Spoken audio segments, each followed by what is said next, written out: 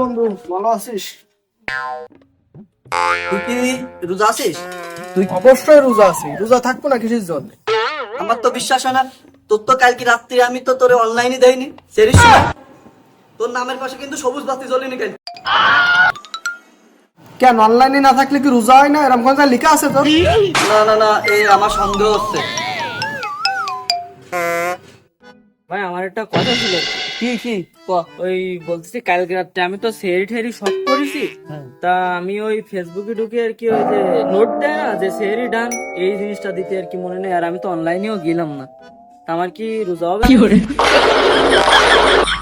না? এরাও জানে না বিষয়টা, গুগলে সার্চ করা লাগবে মনে হয়। कैसे कैसे लोग रहते हैं यार यहाँ पे। साला तुमको पागल कुत्ते का गाड़ी उठा के ले जा